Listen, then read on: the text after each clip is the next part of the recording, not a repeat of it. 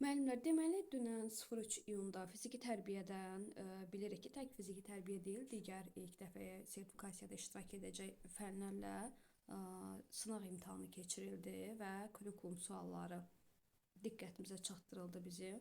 Orada bax 53-cü sual deyilənlərə görə bunun cavabı C variantı, yəni anlamaq olaraq götürülüb. Amma mən bu cavabla, yəni öz subyektiv fikrimi qeyd edirəm.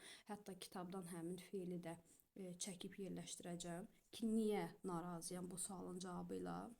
Sualda nə deyir? Şagirdlərə tapşırılır ki, idman hadisələrinin foto və video çəkilişlərini edərək materiallardan təqdimat videosu hazırlasınlar. Biz axı yaratmaq mərhələsində Time-in kitabında çarx verilib, cədvəl verilib.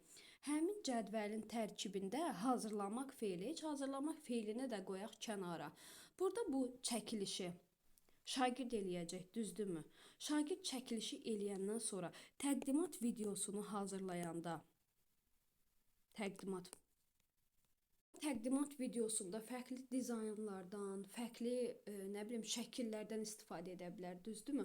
Həmin o təqdimat videosu şagirdin mən hazırladığım video çarx olsun, sloqan olsun, bunların hər biri. Bəs biz demədik ki, yaratmaq mərhələsinin tapşırığı da yaratmaq mərhələsində istifadə olunur. İndi mən bilmək istəyirəm ki, bu sualı tərtib edənlərdən hansı məntiqə əsaslanıb bu anlamaq mərhələsi götürülüb? Yəni hazır burada nə var? Hazır nə verilib ki, mən hazır nə isə həyata keçirim, icra edim. Lap tutalım ki, hazır nə isə var, onu həyata keçirim, icra edirəmsə, niyə tətbiq etmək deyil, götürmürük bunun cavabı? Yəni ümumiyyətlə imtahanda bu tipli suallar və yaxud da ki, kim necə düşünür, o şəkildə sual salmaq və müdavimlərin, imtahana hazırlaşan müəllimlərin taleyi ilə oynamaq heç cür düzgün deyil. Düzdür, bunu əsaslandırıb, yəni kimsə öz düşüncəsini əsaslandıra bilər ki, hə, buna görə anlamaqdır. Xeyr, orada söhbət düzgün cavabı əsaslandırmaqdan getmir. O düzgün cavablar mənim əlimdə də var. O şəkildə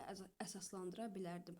Amma niyə şagirdlərə tapşırılır ki, idman hadisələrinin foto və video çəkilişlərini etsinlər, həmin materiallardan təqdimat videosu hazırlasınlar. Yəni deyirlər ki, həmin material var da, yaxşı, həmin materialda hazır materialdan hazırlayıram da mən videonu. Niyə tətbiq yox, anlamaq götürülüb?